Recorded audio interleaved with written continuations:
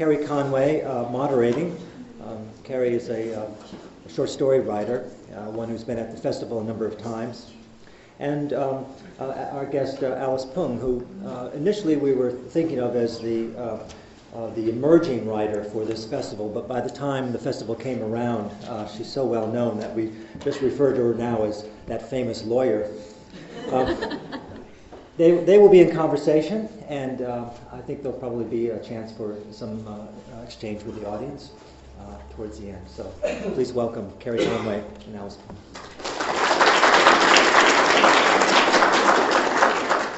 When I go to writers' festivals, I do my absolute best to, and sometimes I don't get an audience reaction that I hope.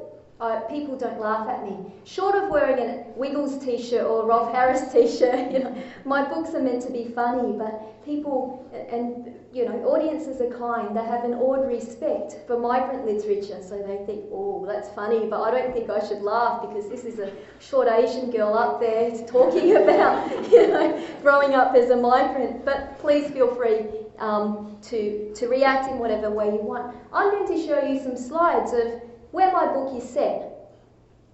So this is the very first sentence of my book, Unpolished Gem.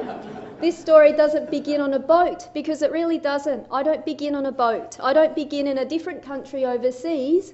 My father says that I was manufactured in Thailand but assembled in Australia. I've never been anywhere outside of Australia, except for a week or so. And so the first slide I'm going to show you is a slide of the Midway Migrant Hostel, because Kerry is going to talk a bit about the Midway Migrant Hostel. That's my mum and dad, and the chimpanzee thing in the centre is me. Now this next slide I'm going to show you, remember this slide very well, because the next slide you'll see a dramatic transformation occur. And my parents again. And you see their sense of fashion has heightened dramatically. And that's because they found this wonderful boutique organisation called the Brotherhood of St. Lawrence. And they supplied my mum and dad with their clothes, and my parents' first house in Footscray was this little brick house. And they didn't own the house, they only rented the house, and not even the entire house, just a room at the back that was big enough to fit a bed. But they took a lot of these photographs to show to surviving relatives who had survived the killing fields, who'd gone to Canada, America, France, to say, look, we've made it. We're living the great Australian dream, because, look, they're well dressed and they've fobbed off this person's house as their own. This is the great Australian dream. We grew up in Braybrook. Braybrook was also where Kerry taught a lot of students as well. Now, our first house in Braybrook, this is the first house my parents had a mortgage on. It looks beautiful from the front. Our backyard was the Invicta carpet factory. There was a small gate and there was a carpet factory, and the smoke would billow out every day from the carpet factory when it was in heavy industry, and it would get so bad that we'd have to leave the house and go to High Point Shopping Centre or somewhere like that, because it really would fill the whole house, the carpet making industry fumes. Now my father and my uncle Fang are standing outside the house very proudly. They're dressed in their best suits. They're wearing them Asian style, because you see they're wearing thongs with socks. And this photograph was one that didn't make it overseas, that my parents didn't send off. And the reason for that is because when it got developed, my mum was crestfallen. She said, oh, we can't send this off. And Dad goes, why not? It's carefully composed, it's very good. My mum goes, Alice is in the background whacking her cousin with a tennis racket. So that's why that picture stays. And this is a picture of the Invicta carpet factory in Braybrook. It doesn't look like this anymore. It's a bit more run down, there's graffiti. But one year the carpet factory decided to paint all the massive walls of the carpet factory, these big doors with big murals of sheep. And the local residents who'd lived in Braybrook for 20 or 30 years, they weren't too impressed. They said, this carpet factory, if they wanted to invest money into the community, they should have just given it to the sports centre or the local school. What's with these murals? The migrants, on the other hand, they had a completely different reaction. They saw these murals. My father used to get my brother and I dressed up. You can see us dressed up in our best outfits. And you know, kids on Saturdays, they get taken to movies, they go to a local pool. If you live in Queensland, you go to theme parks. We got taken to the Invicta carpet factory. We walked 45 seconds out our back door to the carpet factory. And so my father took these photos. And only later in life did I realise how significant it was, because Cambodia's been stricken with, 3 decades of war, colonisation, famine, death, Holocaust. They didn't have anything called civic art. No one would ever paint the walls of a factory. So this was the most fascinating thing my father had ever seen in his life. And finally, this is a picture of my grandmother and I. My grandmother features quite significantly in my book. She came to Australia. She was the only old person who survived the killing fields out of their collective of 4,000 people. She came here when she was 72, and Australia gave her a new lease of life. It really did, because she lived for another 20 years. She died for 19 years. She died at 91. That's an entire lifetime. When I started writing this book, that was my entire lifetime, that she'd been given a new lease of life.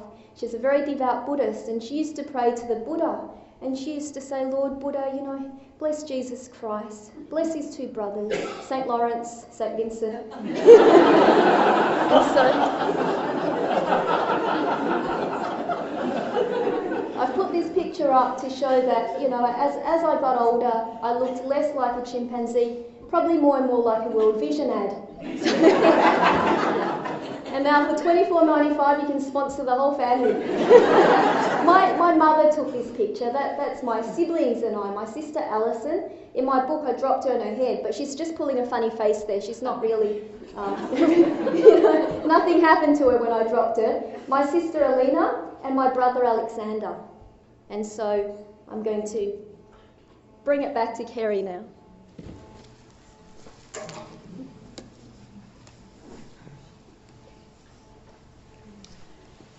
I'm intrigued at the way Alice has put her book together. It reads like a novel, or it feels like a novel, although it's an autobiography. Alice says it can't be because she's too young to have written an autobiography. But seeing as she's written it, then that's what it is. But I'm particularly impressed at how she begins. This story does not begin on a boat. We begin our story in a suburb of Melbourne, Australia, in a market swarming with fat pigs and thin people. The fat pigs are hanging from hooks, waiting to be hacked into segments, and the thin people are waiting to buy these segments, wrapped in newspaper over a glass counter.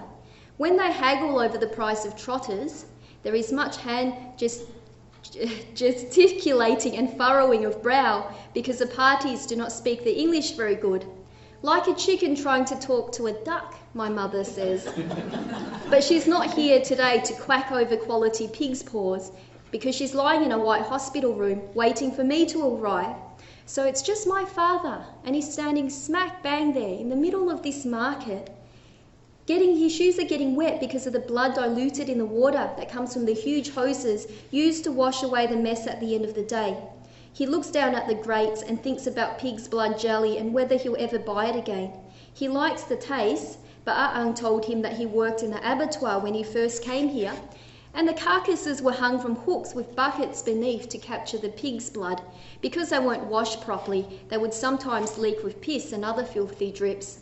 My father doesn't think back to Phnom Penh, where he would be eating brains in broth made by street vendors stationed across the road from the homeless leper, coughing out half a lung in the doorway of some derelict shop front. But he looks up and points at the pink and white appendages behind the glass. With his other hand, he holds up 2 fingers.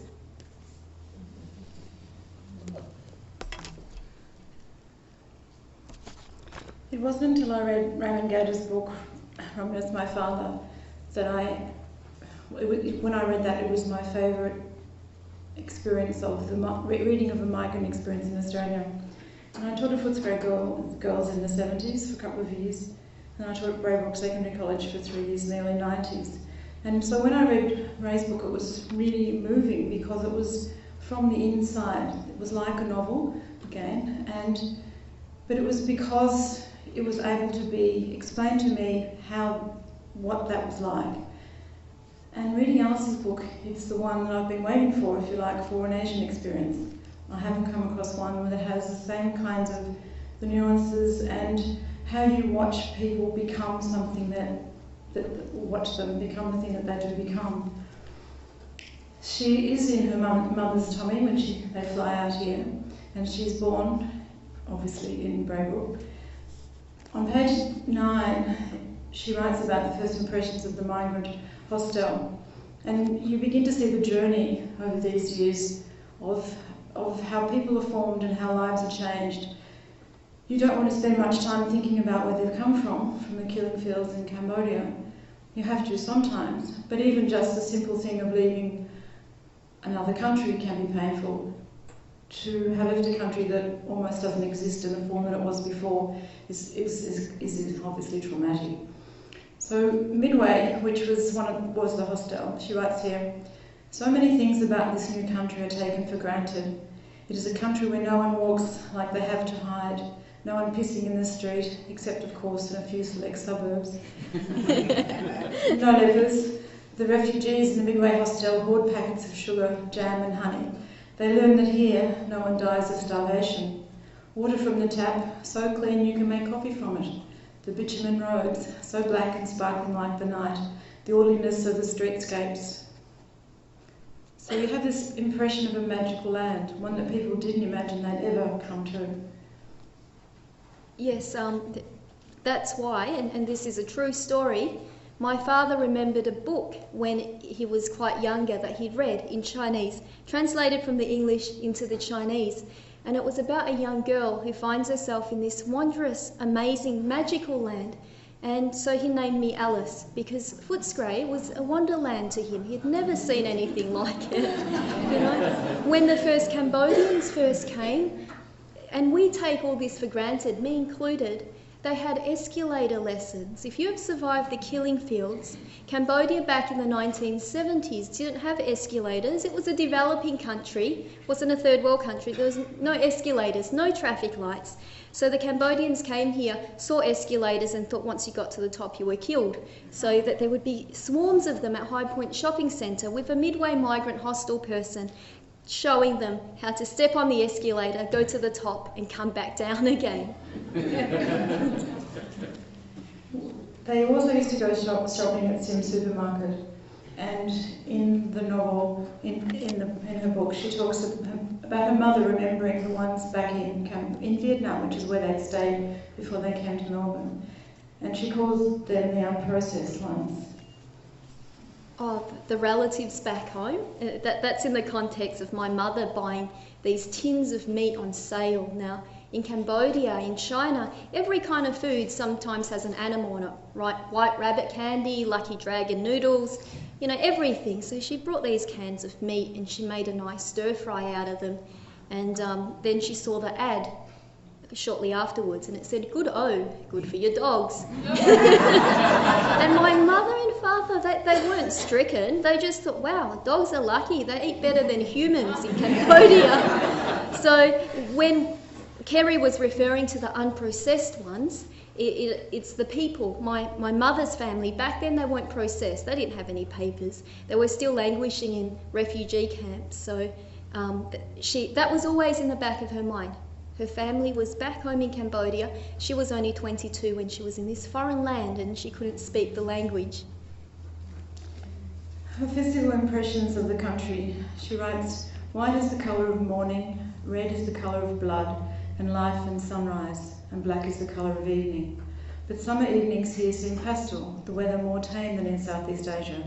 In fact, everything about this new country seems more contained, hazy like a sort of heaven, no streaks of red or orange or yellow to assail or unsettle the senses."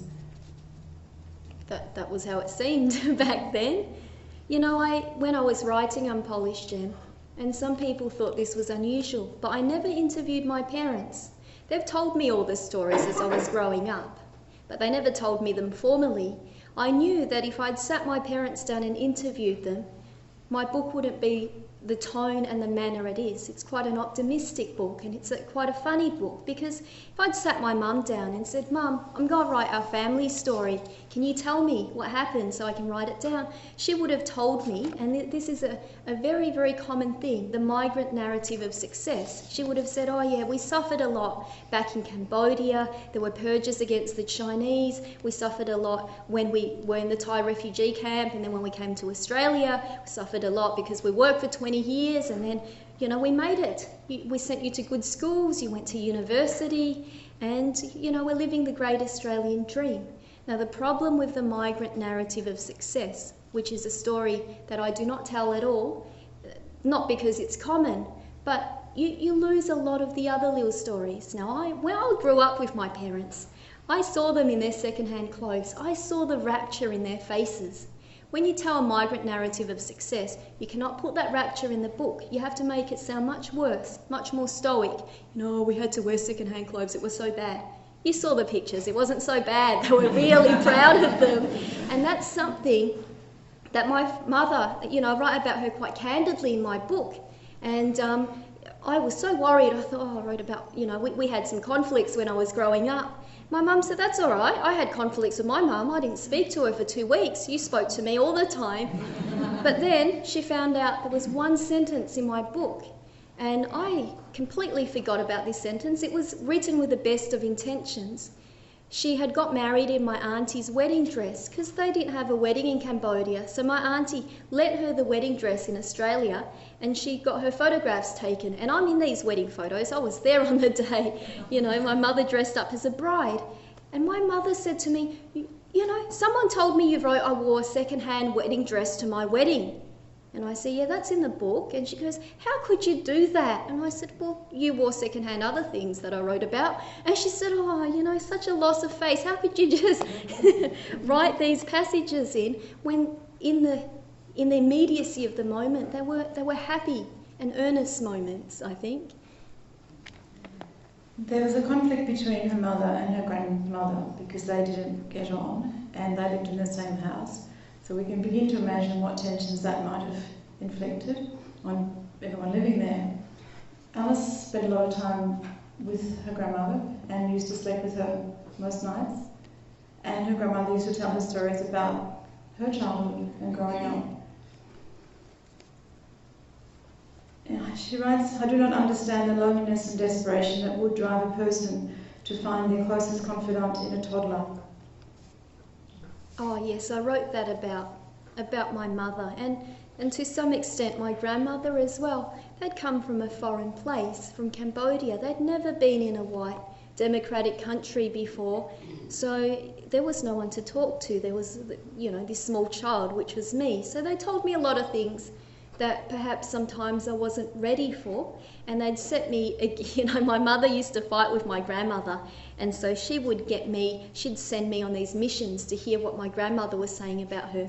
My grandmother would do the same, and these missions became more and more, you know, complex, because there'd be bribes. My grandmother said, "I'll buy you hair ties if you go and listen to what your mother is saying to your auntie." And I'd go, "You're 4 years old, you don't understand, you just know there's lollies at the end of this." And then my mother would yell at me and say, "How dare you betray me?" As a 4-year-old, you have no sense of betrayal. You're quite Hobbesian. You just think, "Oh, I'll go where the prizes are." There was a lot of stories told about each other and against each other. And there's one comment here, which, "Did you know your grandmother was never the only wife of your grandfather?" And you can imagine the kinds of tension that would begin to evoke. Alice also talks about how there are words with bones in them. My grandmother calls them, and so I was doomed early on to be a word spreader, to tell these stories that the women of my family made me promise never to tell a soul. When her mother had maybe one of the, I'm not sure which of the other children, during one of these pregnancies, her grandmother lives with Aunt Q, yes. Q, and Alice is alone. And she says that was the year I learned to be alone.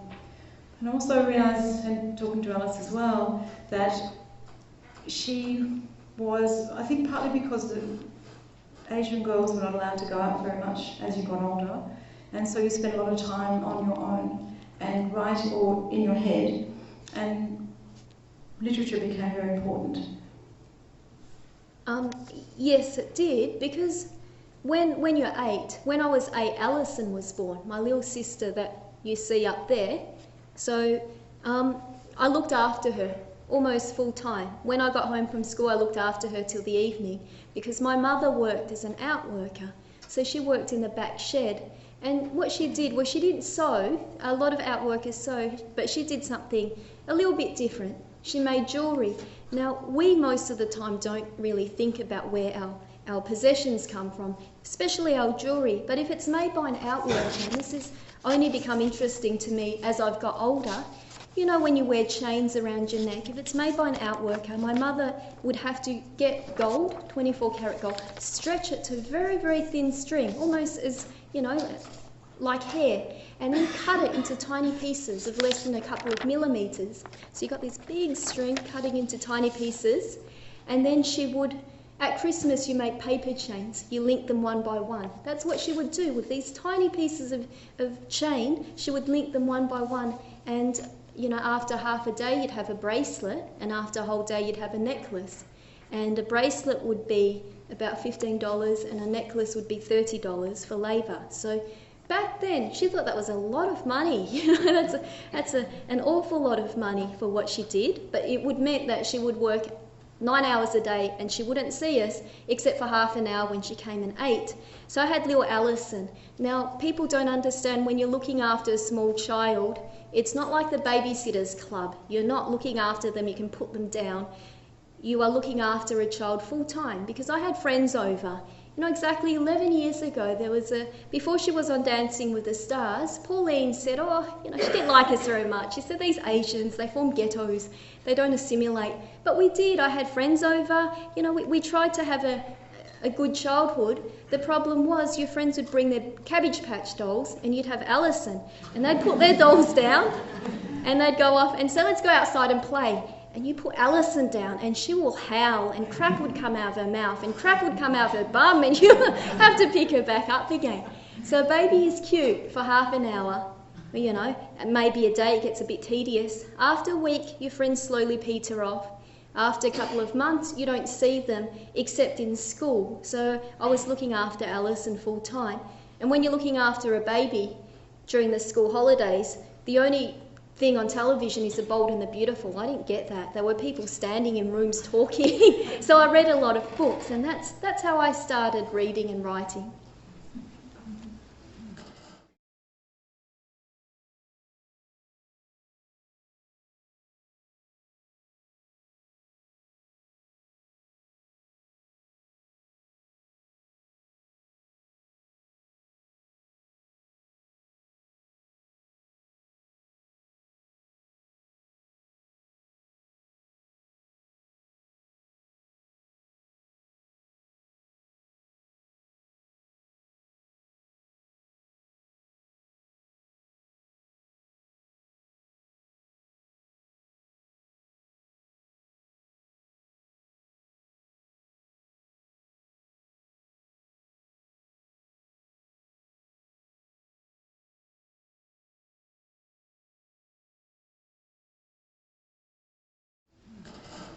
The book shows us lots of variations on matters that really matter to us. For instance, when you look at the serious issue of death, she writes, when someone dies, you don't say they died like you do here. My grandmother told me. You say things like that so easily here. He's dead, she's dead, they die. We say they're passing through their bodies, or their bodies have passed through. The body doesn't matter. And Anbo had a beautiful soul, so clean, so bright. Now she was going to a place where there is no more darkness. That's how we see death as Buddhists. We don't see it as a permanent state, because you have many lives to get things right. You know, if you do things wrong, obviously you try and live the best life as you can, but you know, we believe in karma, so don't get it right this life, you'll be reborn into a different life there. Nothing is as permanent as it seems. The book has a lots of concentration on growing up. And one of the things that struck me was how important dolly romances were to this young girl, looking to begin to understand how life could